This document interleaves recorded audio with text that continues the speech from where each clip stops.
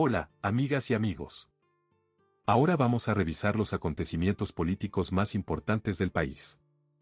¿Puede un asesor que trabaja años antes influir, sin que nadie lo especifique, en decisiones judiciales futuras?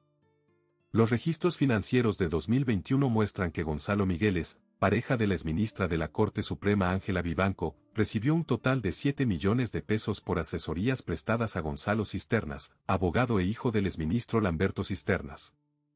Entre abril y julio de ese año, 3 transferencias fueron realizadas desde la sociedad Cisternas y CIA. Abogados y consultorías SPA hacia la cuenta de Migueles, con conceptos como asesorías, varios y pago asesoría. Según Cisternas, los pagos correspondían a su participación en el desarrollo de una plataforma electrónica para notarías y en el perfilamiento del rubro o benchmarking. Vivanco declaró que fue ella quien recomendó a su pareja para el trabajo y facilitó el contacto con el abogado. Los movimientos bancarios fueron los siguientes. 1 de abril de 2021, 2 millones de pesos, con la glosa asesorías.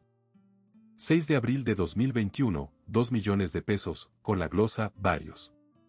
9 de julio de 2021, 3 millones de pesos, con la glosa pago asesoría. Durante ese mismo año, Vivanco resolvió al menos 9 causas en las que Cisternas estaba involucrado. En 3 de ellas, los clientes del abogado obtuvieron decisiones favorables. Cisternas aclaró que no mantenía relación personal con Migueles más allá del trabajo realizado. Vivanco señaló que conocía a Cisternas por la cercanía con su padre, quien además fue su profesor universitario. Migueles también mantiene vínculos con conservadores de bienes raíces, trabajando con Yamil Nagle, de Chillán, y Sergio Llaver, de Puente Alto. Según la investigación del Ministerio Público, ambos conservadores están imputados en una causa que indaga la transferencia de 45 millones de pesos vinculados a la empresa Consorcio Velas Movitec, tras fallos favorables de Vivanco. Llaver declaró que Vivanco le pidió contratar a Migueles al asumir como conservador de Puente Alto, y que comenzó a prestar servicios en diciembre de 2018. Cisternas indicó que las asesorías entre abril y julio de 2021 incluyeron 7 u 8 reuniones presenciales o telemáticas. La Subsecretaría de Educación Superior confirmó que Migueles no posee título técnico ni profesional registrado entre 2007 y 2024. Cisternas explicó que confiaron en la experiencia de Migueles basada en su trabajo previo en notarías y conservadores. Los pagos se hicieron como compra de derechos de propiedad intelectual, sin emisión de boletas de honorarios. En 2023, la Comisión de Ética de la Corte Suprema documentó que Vivanco solicitó que un recurso presentado por Gonzalo Cisternas avanzara 120 posiciones en la tabla de causas. El recurso, presentado por Global Beauty Spa, cuestionaba un embargo dictado por un juez árbitro. Según las minutas, Vivanco pidió que el fallo se emitiera el mismo día de la revisión, aunque no era un caso de urgencia y existían más de 100 causas pendientes de mayor antigüedad. Los hechos registran la interacción entre Vivanco, su pareja y Cisternas, dejando constancia de las asesorías, los vínculos laborales y las decisiones judiciales en la documentación oficial, sin atribuir intenciones más allá de lo que aparece en los registros. A veces, una decisión administrativa abre un debate mayor de lo esperado. Eso ocurrió luego de que el Consejo Nacional de Televisión no autorizara la emisión de una campaña del Ministerio de la Mujer, pensada para las actividades del 25 de noviembre. ¿Qué llevó a esta determinación y qué implicancias señalan las organizaciones que trabajan en derechos de las mujeres? Según se dio a conocer, el spot buscaba informar sobre la Ley Integral contra la Violencia hacia las Mujeres, recientemente promulgada. Sin embargo, una parte del Consejo argumentó que su difusión podría generar confusión en medio del periodo electoral y, por esa razón, no entregó el respaldo necesario. Frente a esta resolución, la Red de Periodistas y Comunicadoras Feministas emitió un comunicado donde expresó su preocupación. De acuerdo con la organización, la decisión se tomó con fundamentos que consideran imprecisos y que, a su juicio, no reflejan la urgencia que tiene la violencia de género en la vida cotidiana de miles de mujeres en Chile. También señalaron que esta medida, según su evaluación, se distancia de compromisos internacionales asumidos por el Estado en materia de derechos humanos. En el comunicado, la red afirmó que una campaña destinada a promover el derecho a una vida libre de violencia no debería ser evaluada bajo criterios coyunturales. Plantearon que la campaña buscaba informar sobre un marco legal vigente y que, al impedir su emisión, se reduce la posibilidad de que esa información llegue a quienes la necesitan. Según explicaron, este tipo de iniciativas no son solo piezas comunicativas, sino herramientas de prevención que permiten a muchas mujeres conocer sus derechos y los servicios de apoyo disponibles. La organización también cuestionó el argumento de la posible confusión. A su juicio, precisamente en contextos sensibles se vuelve más relevante comunicar con claridad. Expresaron que el acceso a información verificada es una forma concreta de protección y que retrasar o limitar estos contenidos podría tener efectos prácticos para mujeres que viven situaciones de alto riesgo. Por estas razones, la red solicitó que el Consejo reconsidere su decisión y permita la difusión íntegra de la campaña durante las fechas de conmemoración. Asimismo, propuso que los organismos públicos establezcan protocolos que resguarden las campañas de género frente a interpretaciones sujetas al momento político. Con ese llamado, la organización cerró su comunicado, subrayando que el acceso a información confiable es una parte esencial del trabajo de prevención. Una discusión que, según plantean, seguirá abierta en las próximas semanas. A veces, en política, aparecen señales que pasan casi desapercibidas, hasta que los resultados las ponen en primer plano.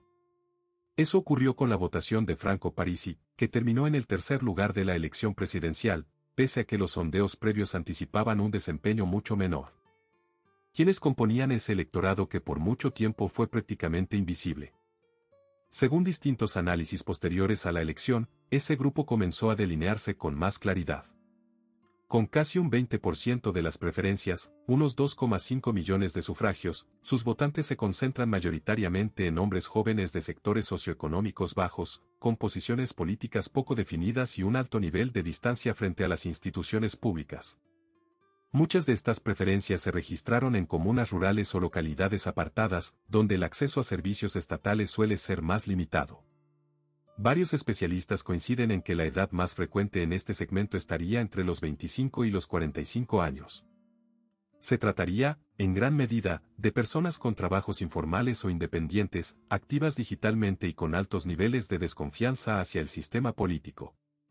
Una posible explicación para que no aparecieran en los estudios previos es su baja disposición a responder encuestas. ¿Dónde se manifestó con más fuerza este fenómeno?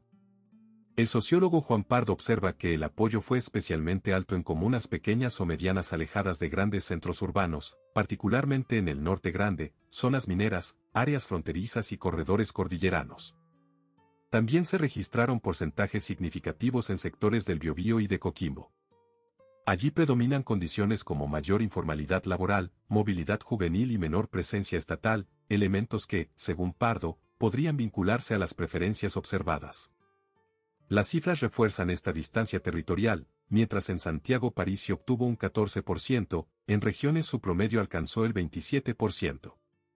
Para el investigador Carlos Navarrete, esto refleja tensiones entre los centros urbanos más grandes y los territorios que perciben una distribución desigual de recursos. En su análisis, se trata de una dinámica que también se observa en otros países, donde las capitales votan distinto a las zonas rurales o semirurales. En esa misma línea, el cientista político Miguel Torres destaca que en varias áreas rurales persiste la sensación de que los proyectos públicos avanzan con más lentitud que en ciudades grandes. El resultado, afirma, es un voto mayoritariamente rural que responde a décadas de postergación percibida. A nivel socioeconómico, un estudio de Activa Research indica que cerca del 65% de los votos de Parisi provendrían de los segmentos D y E. Pardo complementa esa idea, describe una población con bajo interés en la política formal y con expectativas centradas en mejoras concretas de su vida cotidiana. Temas como el costo de los medicamentos o el acceso a la vivienda fueron parte importante de la conversación en ese electorado, según los especialistas. La campaña digital también aparece como un factor clave. En localidades donde los medios tradicionales tienen menos presencia, las redes sociales permiten que los contenidos circulen con rapidez. Pardo sostiene que Parisi logró construir allí comunidades digitales activas, mientras que Torres comenta que ciertas propuestas llamaron la atención por su estilo directo y su énfasis en temas económicos. Un ejemplo mencionado por Navarrete fue la invitación a enviar currículums a una plataforma llamada No Más Apitutados, orientada, según explicaba la candidatura, a promover la meritocracia y a identificar personas interesadas en trabajar en el Estado. El nivel educacional es otro elemento considerado por los estudios. Torres señala que las comunas donde predomina la educación básica mostraron un mayor respaldo a París y también a José Antonio Cast, mientras que aquellas con mayores niveles educativos se inclinaron por Evelyn Matei y Janet Jara. En zonas con menor escolaridad formal, especialmente en áreas rurales y cordilleranas, el apoyo a París vuelve a aparecer con fuerza.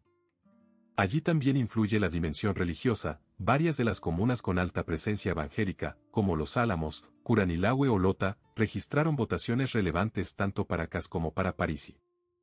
En cuanto a la identificación política, un estudio de Activa Research indica que casi un 70% de quienes votaron por Parisi declara no tener una preferencia ideológica definida.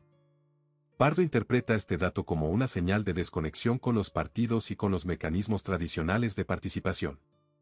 Según explica, estas personas suelen vivir lejos de los centros administrativos y participan poco en manifestaciones o instancias formales, lo que hace más difícil para las encuestas registrarlos.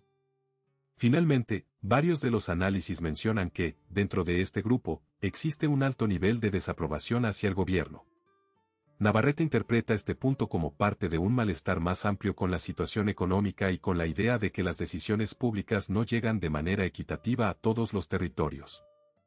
Así, el mapa del voto de Parisi configura un conjunto diverso, marcado por la distancia territorial, la desconfianza institucional y la búsqueda de mejoras concretas en la vida diaria.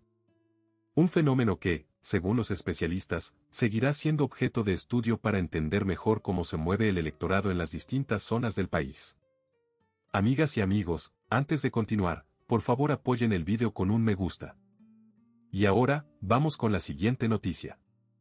Después de varios días sin apariciones públicas, Evelyn Matei volvió a mostrarse y dejó abierta una pregunta que muchos se hacen: ¿tendrá algún rol en la campaña de segunda vuelta? Su reaparición llegó a través de un vídeo publicado en sus redes sociales. Allí, con un tono relajado, comentó que la campaña terminó y la vida sigue, y adelantó que tiene varios planes que compartirá más adelante. Su última actividad pública había sido la noche del 16 de noviembre, en la sede del Partido Republicano. Ese día, tras conocerse los resultados de la primera vuelta presidencial, Matei subió al escenario para expresar su respaldo a José Antonio Cast, quien competirá en el balotaje del 14 de diciembre frente a la candidata oficialista, Janet Jara.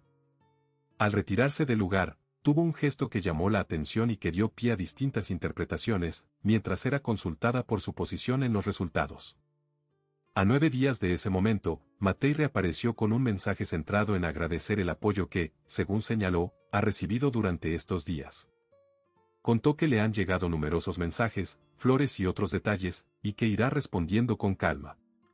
Reiteró que la vida sigue y que tiene muchos planes que anunciará pronto.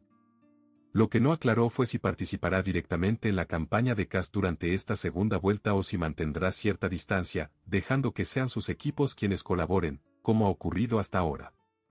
Junto con el vídeo, publicó un texto en el que agradece nuevamente las muestras de afecto y afirma que está de regreso y con intención de compartir las novedades que vienen. Cerró con un mensaje de cercanía hacia quienes siguen su trabajo y con la idea de que seguirá activa. Una reaparición que deja señales de continuidad, pero también varias preguntas abiertas sobre su papel en las semanas que vienen. Suscríbete al canal, dale me gusta y comparte este video. No dudes en dejar tus comentarios. Gracias por ver y hasta la próxima.